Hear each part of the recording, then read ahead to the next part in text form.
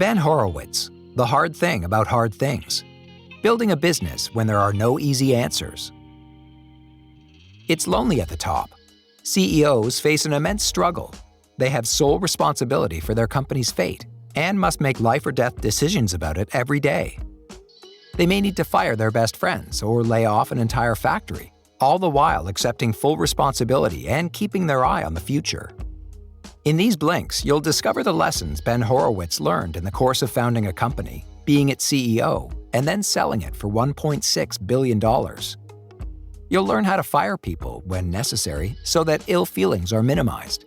You'll also find out why hiring someone with a few weaknesses can be a good idea. And finally, you'll also discover what it takes to be a wartime CEO. Before we begin, we publish new content every week, so be sure to subscribe to our channel and ring the bell to get notified about the latest extracts. Our videos can be a bit longer sometimes because we never compromise on the content of the book and video. Therefore, it's important to watch the video till the end. Let's get started. Number 1. Every CEO must deal with the pressures and responsibilities that come with running a company. Everyone who founds a company or runs one as the CEO has dreams. Usually, these dreams revolve around building something beautiful and world-changing while having fun and making a lot of money. Unfortunately, no company progresses smoothly along this path, as crises are an inevitable part of building a business.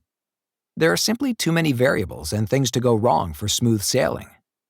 For example, every company is somewhat at the mercy of macro issues like financial crises and collapses, which can scare away investors, as well as smaller micro issues such as making a wrong hiring decision or having your best customer go bankrupt. This is where all CEOs meet the struggle, which occurs when dreams of success meet reality. The struggle is an inevitable part of being in charge of a company, and it consists of the stress and the impossible decisions that come with the territory. The stress and weight of the struggle will probably affect the CEO's entire life, from her mental and physical well-being to her career choices and social relationships. All this makes the struggle extremely draining, but it is also where greatness arises. Ultimately, the CEO is responsible for negotiating the challenges the company faces, and thus it is she who will get credit for the company's successes, or be fired for its failures. Number 2. The struggle can seem unbearable at times, but teamwork, creativity, and a solution orientation help. As you know, all CEOs must face the struggle. Happily, there are a few strategies that can help you deal with it. First of all, even though as the CEO the burden of the struggle will fall more heavily on you than anyone else, try not to bear the weight alone. Instead, involve as many people as possible when you face a crisis. An example of how this helps was seen in the way the author's software company, Opsware, dealt with the crisis caused by the dot-com crash. As the CEO, the author assembled the entire company in an off-site meeting and told them honestly and directly that unless they could completely overhaul their product, they would go out of business. He said that they could still make it work, but everyone who was thinking about quitting should do so now. This meant that the people who remained were so focused and determined to ship the new product that the company managed to survive and thrive, raising its share price from 35 cents to $7. A second thing to keep in mind when dealing with the struggle is that when it seems you're trapped on all sides and the end is near, you need to get creative. For example, during the dot-com boom, the author's company, LoudCloud, was $2 million behind its ambitious revenue target of $75 million. This made investors reluctant to fund the company further. The author felt trapped, so he got creative and did something completely unexpected. He took the company public, raising the funds required to save the company that way. Third, be aware that dealing with your own psychology is the hardest challenge any CEO can face. You will feel lonely and face personal psychological problems during the struggle. To overcome this challenge, you must learn from race car drivers, who concentrate on the road ahead and not on the potential hazards and track walls. You too must keep your focus on the solutions ahead of you, not the problems around you. Number 3. Being honest about problems and bad news in your company will help you find solutions quickly. No one likes giving bad news, but when you're the CEO and your company is dealing with challenges, Discussing them with your workforce openly and directly is crucial for success. Why? Bad news spreads very quickly anyway, so there's no sense in trying to contain it. On the contrary, secrecy can be very damaging because it makes the bad news unexpected when it surfaces. Such surprises can quickly erode trust among your employees and even demoralize them if they feel they could have fixed the problems had they known about them. Instead of keeping quiet, the CEO should preemptively head off the bad news by divulging it as soon as possible. This stops any gossiping and hearsay, allowing the organization to focus on remedying the situation. And the sooner the whole organization starts to deal with the problem, the sooner it can be fixed. For example, imagine a company in crisis due to a major technological shift in the market. What should the CEO do? If she hides the issue from her staff and tries to understand this new technology, its costs and implications by herself, it will take a long time. In a crisis, this is time you don't have to spare. However, if she talks to her staff, they can explore this new technology very quickly. Engineers can look at the technical issues, accountants can calculate the costs, and so forth. So why are many CEOs reluctant to share bad news? In fact, they suffer from the positivity delusion. The idea that their employees can't handle the truth but need to be coddled with only positive news. But in fact, employees tend to deal with bad news better than the CEO because the CEO is always to blame for any crises, making them that much more devastating. It's simple, really. By divulging any problems as soon as possible, you help put those problems in the hands of people who can solve them as quickly as possible. Number 4. Nobody wants to lay people off, but if necessary, it must be done quickly and fairly. One of the tasks every CEO dreads is having to lay people off. However, it is inevitable you'll face this task, and how you handle it will have a great impact on the company. First of all, when layoffs are needed, it's important to be fast. As soon as the decision has been made, action must be taken. Delaying layoffs that everyone knows are coming is like letting a wound fester. If you don't announce the layoffs immediately, word will inevitably leak to the employees anyway, and they will naturally wonder whether their jobs are on the list. They will ask their managers, who will have to lie if you've insisted on secrecy, thus damaging trust. Alternatively, if you haven't even told the managers, they will seem uninformed in front of their employees. Second, it's also important to be fair to outgoing employees, giving them decent severance packages and good references. This not only helps the morale of those who stay, but also makes future recruiting easier. It is also simply the right thing to do. When it comes to justifying the layoffs, CEOs must be clear that they are necessary because the company failed the employees. Admitting this failure has two main benefits. First, an admission of failure helps solidify trust, in this case between the remaining employees and the CEO. Second, everyone must understand that the company failed and must now find its way forward and move on. How does this work in practice? If, for example, you need to lay off people due to the company not reaching its goals, don't justify this by saying that the company is correcting its underperformance. Instead, explain that unfortunately, because the company failed to hit its targets, some outstanding talent has to be laid off. Number 5. When you fire an executive, take responsibility for the mishire and ensure continuity of the business. When a company hits hard times, it is not only the workforce who may be laid off. Sometimes, CEOs must also fire executives, which is a much more difficult and serious task than firing anyone else because there is more at stake for the company, both financially and culturally. So, how should you fire an executive? First, understand that as the CEO, you are responsible for hiring the wrong person in the first place, and must explain this to the board. Figure out why you made this hiring mistake and how it can be avoided in the future.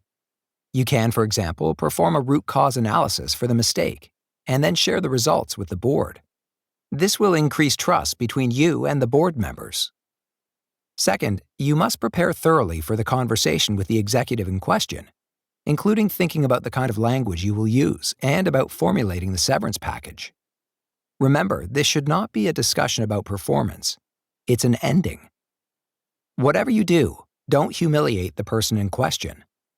As the famous CEO Bill Campbell said, "You cannot let him keep his job, but you absolutely can let him keep his respect."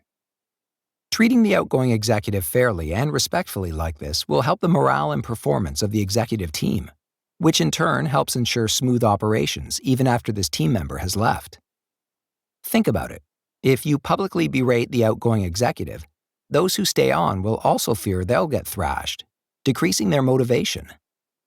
The main thing in any executive termination is to maintain a sense of continuity in the business despite the departure.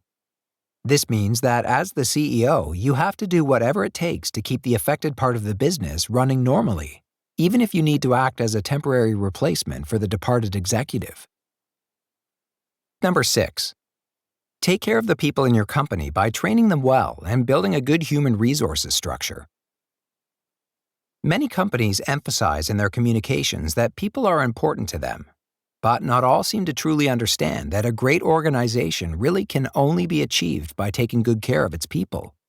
They are more important than your products or your profits. So, how can you take better care of your people? First, ensure you have a dependable human resources (HR) department, because they can give you valuable signals about problems invisible to you in your company. They are a bit like the quality assurance department for organizations.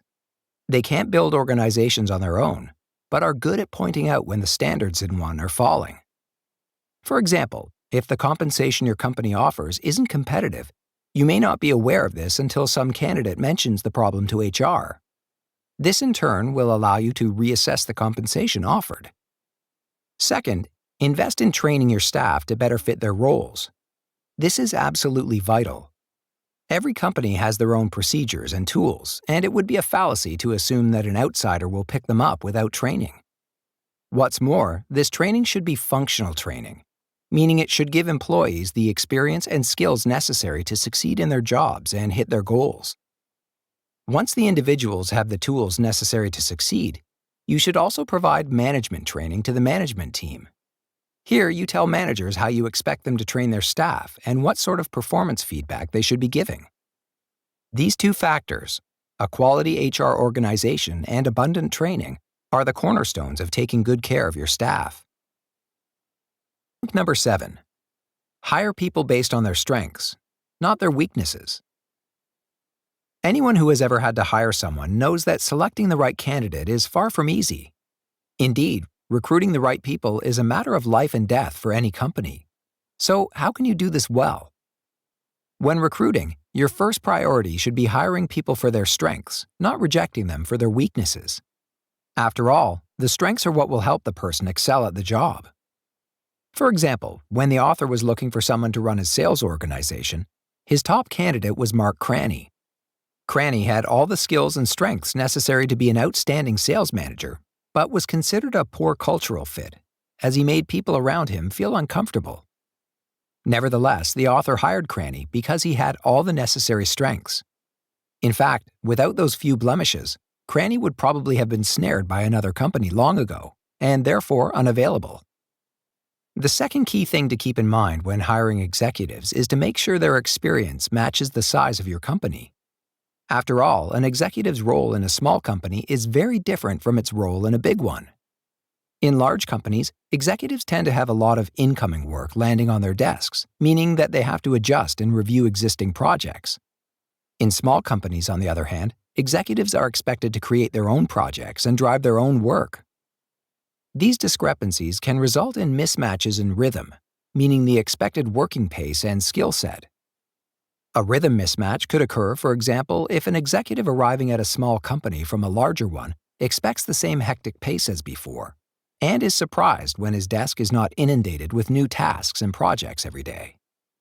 A skill set mismatch, on the other hand, could occur if an executive arriving from a smaller company would find themselves struggling to cope with the complexity and scale of the larger company. You should do your best to avoid such mismatches. Number 8. Build a good company where people want to work. Dispense with politics. Every CEO and founder wants their company to be a place where people are happy to work. So, how can you make this happen? First of all, it's important to curtail corporate politics, meaning the maneuvering that some people employ to, for example, get an undeserved promotion. The best way to avoid such politics is to only hire people who are ambitious in terms of the entire company, not just their own careers. Especially at the executive level, everyone must be fully focused on the company's success, and this will also stop them from diverting energy to political maneuvering. Another tool with which you can try to avoid corporate politics is the creation of strict processes that mandate regularly spaced performance evaluations, compensation scales, and promotion schedules. These fixed timelines and processes make it more difficult for anyone to get an undeserved promotion. A second way you can make your company a pleasant place to work is by designing a culture that distinguishes you from your competitors. For example, Amazon wanted to demonstrate that it would do everything it could to save their customers money, so it got its employees to work at desks made out of old doors. Finally, communicate to all employees what their role is and how their work is valued.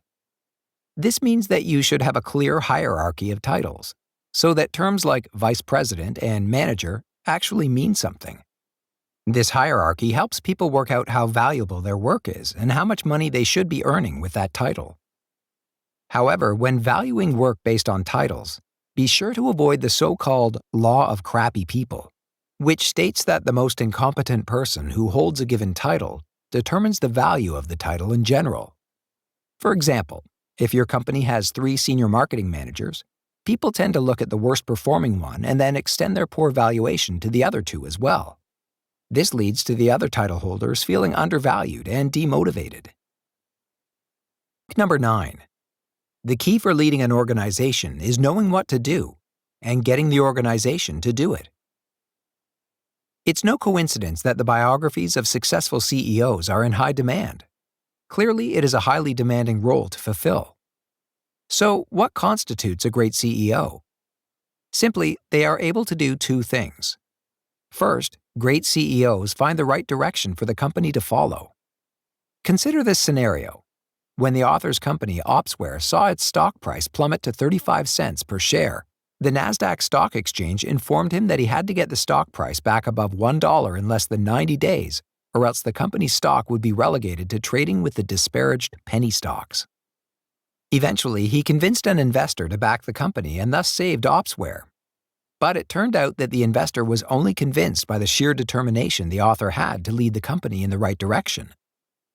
Second, once as a CEO you found the right direction, you have to articulate that direction, and then get the rest of the company to follow you.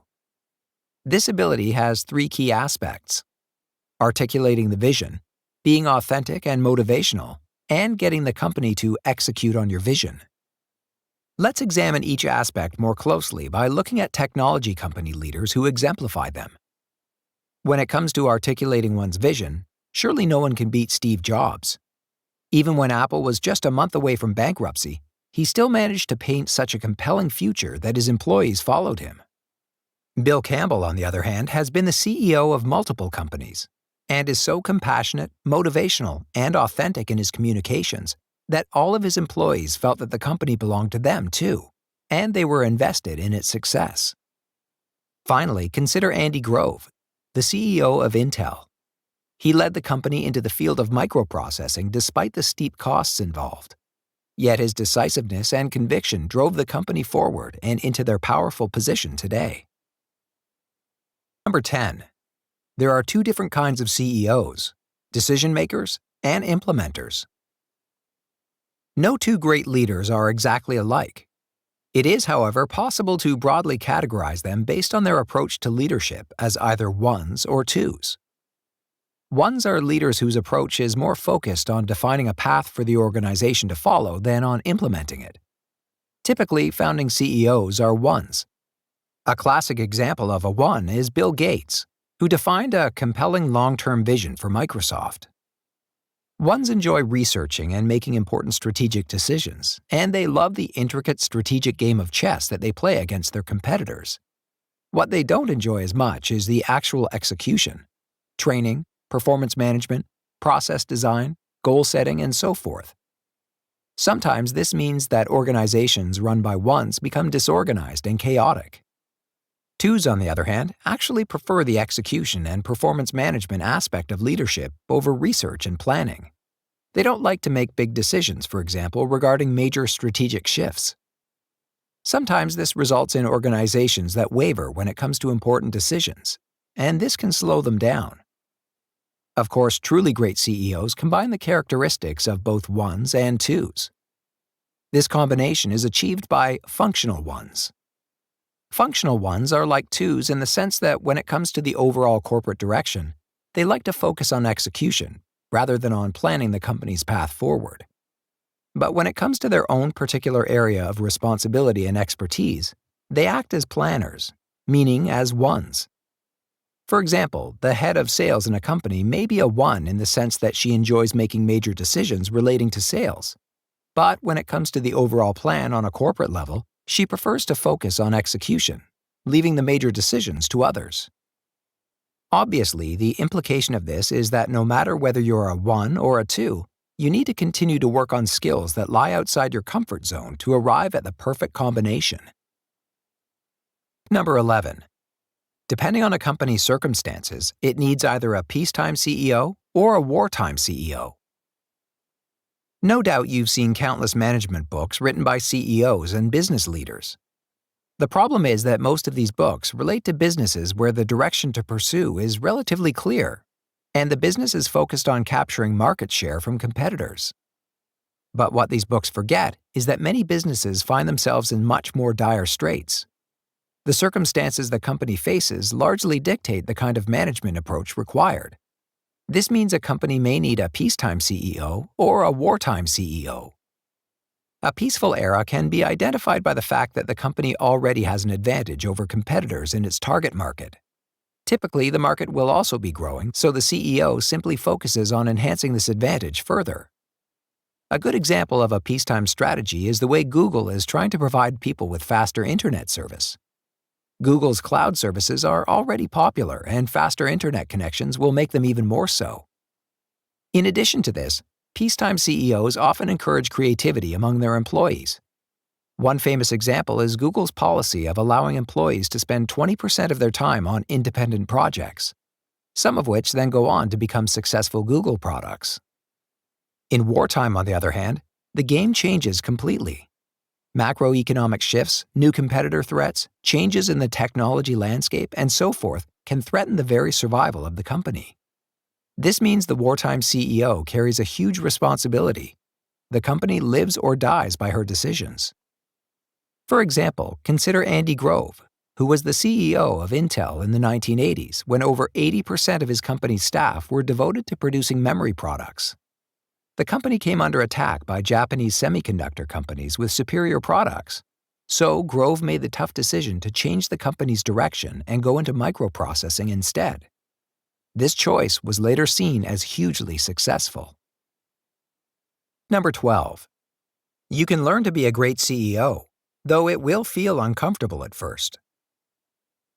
CEOs are mysterious creatures. When company boards or venture capitalists try to evaluate the quality of a CEO, they're often at a total loss.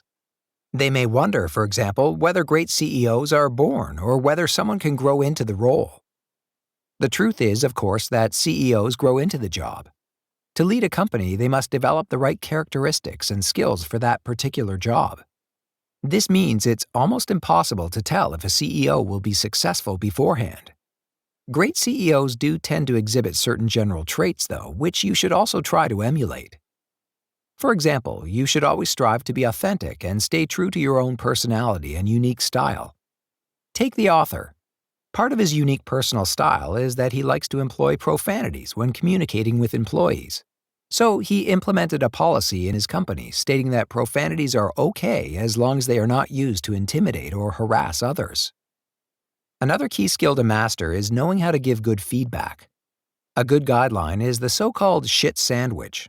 The most difficult/unpleasant topic is sandwiched between two more positive comments. Note, though, that higher-level executives may find this approach too rehearsed and insincere, so it works better with junior employees.